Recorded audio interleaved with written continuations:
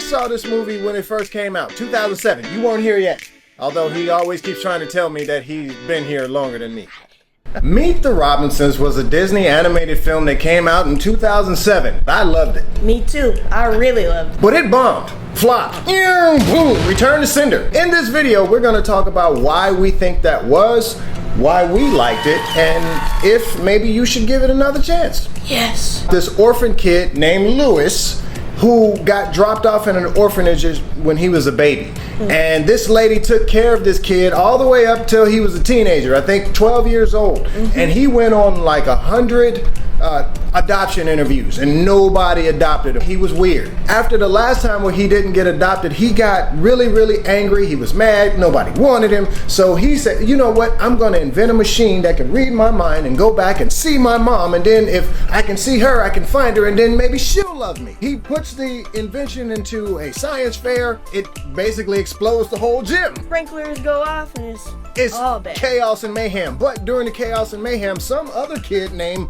Wilbur shows up out of nowhere, and he looks different from everybody else because he's from the future. And he's his son. Mind blown. He takes him to the future, to this family that Lewis doesn't know is his family in the future, and these people are nuts. They got mafia frogs, Model trains that are huge, and everybody in this world travels by bubbles. Last time I thought about bubbles like that was when I watched the movie, some of you old people remember this, Trading Places, Eddie Murphy, when he was in the tub. Hey, when I was young, when I wanted the jacuzzi, we had to fart in the tub. Bubbles, man, bubbles. Master. He has this roommate named Goob, Michael. Michael is trying to sabotage everything because Michael blames Lewis for everything wrong that happens in his life. And he's still stuck in a task, and he finds this killer hat. Yes, this killer hat that Lewis invented. That was a little scary now. They're trying to take over the world. So that, in a nutshell, is the plot of Meet the Robinsons. Why do you think it bombed? I think that it bombed because, well, my sister said she didn't like the animation when it came down. Yeah, when we were sitting down here watching the film, my middle child, because again, this came out in 2007. You were not born yet, although he keeps trying to tell me that. I'm telling you, I was here. I don't know what this boy talking about. His sisters were. And I asked him, I said, why do you guys think it didn't do well? I'm like, well, they didn't like it because of the animation.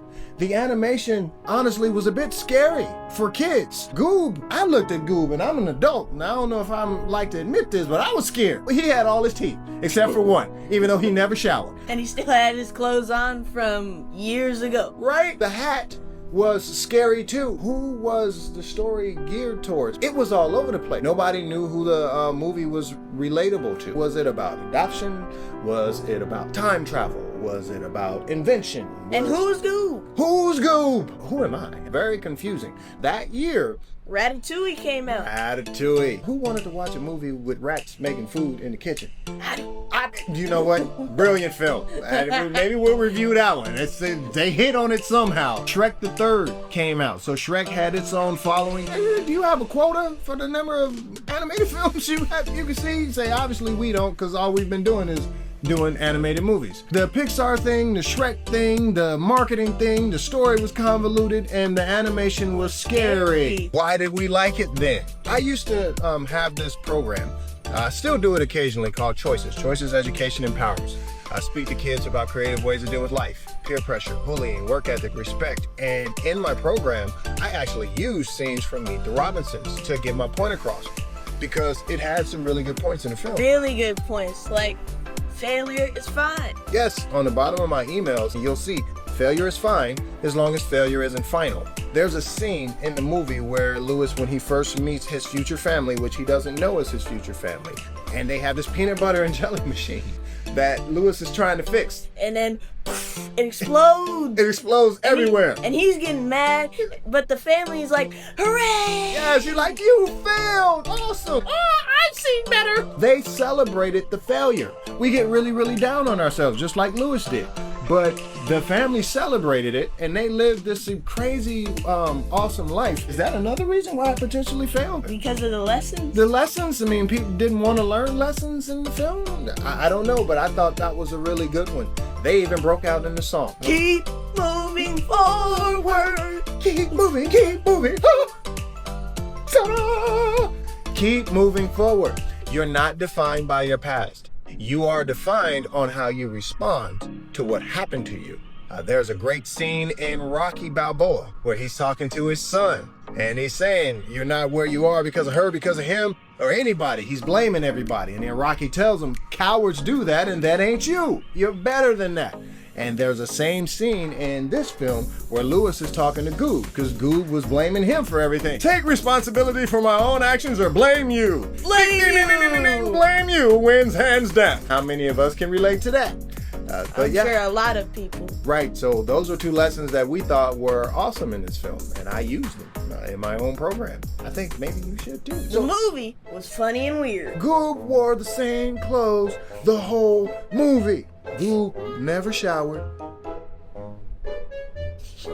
The dinosaur. I have little I'm not really sure how well this plan was thought out.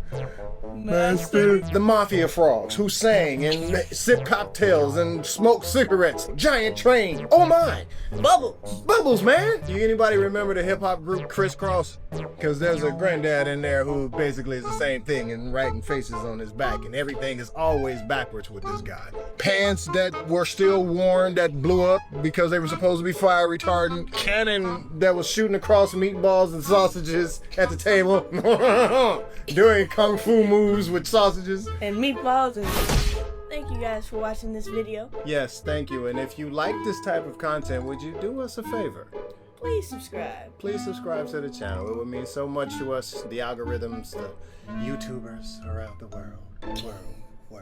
Master. Personally, I thought it was really cool. I loved the idea of time travel. Me too, but I'm not really sure if I want to go to the present or the past, but I don't want to waste my time in the present. See what I did there? See what I did there? I thought the film was awesome. I loved the lessons. Failure does not define you. Keep moving forward. But is that another reason potentially why the movie didn't do well? Did people feel like it was preachy or something? I don't know. You tell us in the comments. The animation is crazy and a bit scary, but despite that, I still thought it was a really well done film. I loved it, especially the weird parts of funny. What did you all think the first time that you watched it? Did you like it? Did you not like it? What were your reasons? And will you watch it again? Have you watched it again since then? Let us know your thoughts in the comments below. Let us also know what movies you want us to review next, or who you'd like to see us interview. We need to interview again. Take care, you guys, from The Real Duo. Deuce!